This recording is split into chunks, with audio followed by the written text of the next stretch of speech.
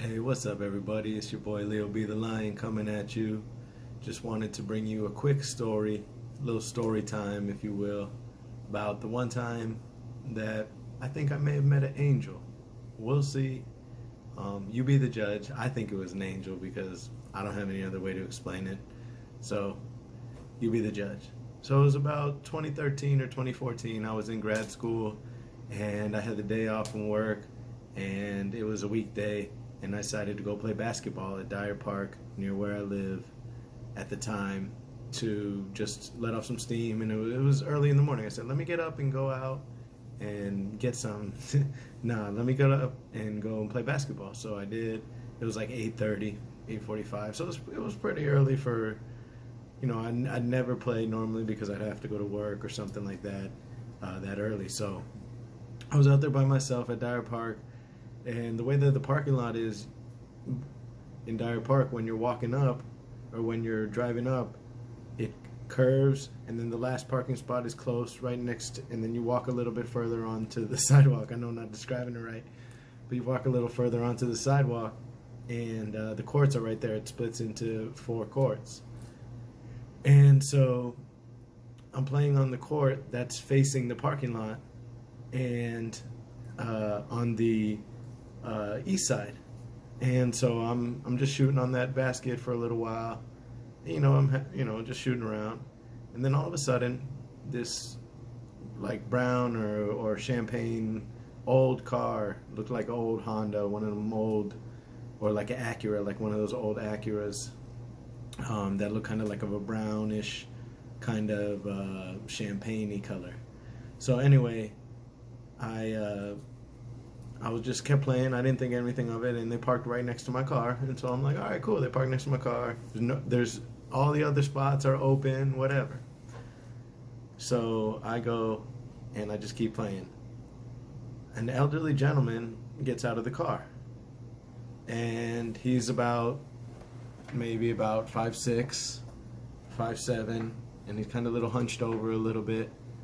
And he's an elderly gentleman, and he walks up to me while I'm playing. I'll just keep playing. He walks up to me, and he just says hi, and he asks if he can play basketball with me. And I say, sure. So mind you, there's nobody else. It felt like there's nobody else in the park, or at least anywhere near the basketball goals. There's a parking lot over here, and then on the other side of the courts, there's a parking lot over there. There's nobody there. There might have been somebody over by the running trail, but I don't know. I didn't see him because it was early in the morning. So anyway, go to the guy. He has to play basketball. So I kind of bounce, pass him the ball, and he tries to bounce past me the ball back, and it doesn't, like, he barely can throw it. He doesn't have the energy to throw it.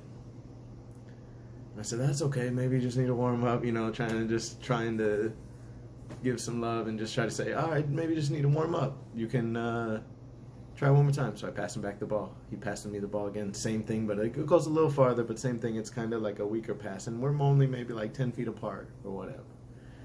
And so we don't really talk that much. I say, do you want to shoot it?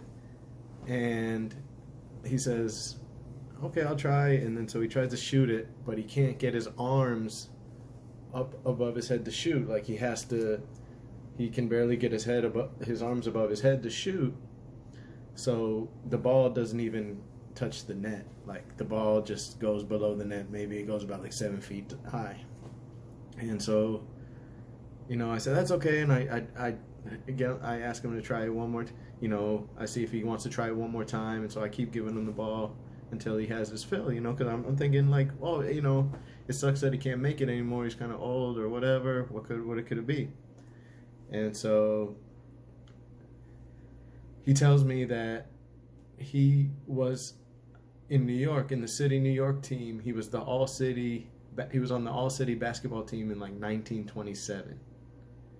And this was like 2013 that this happened to me. So I'm thinking 1927, wow, he must be kind of old.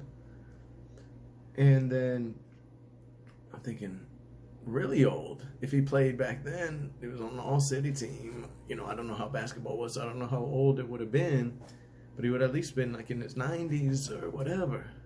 So, and he was by himself, and he drove up there, and it didn't look like anybody else was in his car. And so then I was like, oh, that's so cool, you know, I just play around here, I come out here when I can, have some free time, blah, blah, blah. And he's like, all right, thank you for letting me play with you.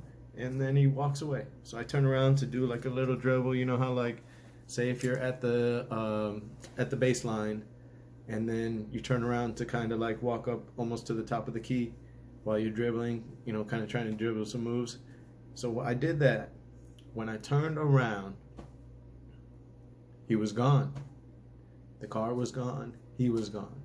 And I know I wasn't sitting around. I know I didn't turn my head for like 2 minutes. I know I didn't turn my head for more than 30 seconds. And then I turned back around. The car was gone. He was gone. And for him to be so frail that he couldn't get the ball up, for him to be so frail that he couldn't pass me the ball, but then he could still disappear that fast, it touched me. I was like, wow, you know. And then I tried to look up like an all-city basketball team in New York 1927, like it didn't, you can't, that's so hard to find, you know. And I didn't even catch the guy's name. And so it was just interesting. I think it was an angel or something. I don't know what it was trying to tell me, but I just know that, you know, sometimes God, I believe God watches over me. So maybe it was an angel just trying to say, teaching me patience, or trying to say, okay, this old man is here for a reason. Something, there could have been something. Who knows? It's mysterious. It's mysterious, and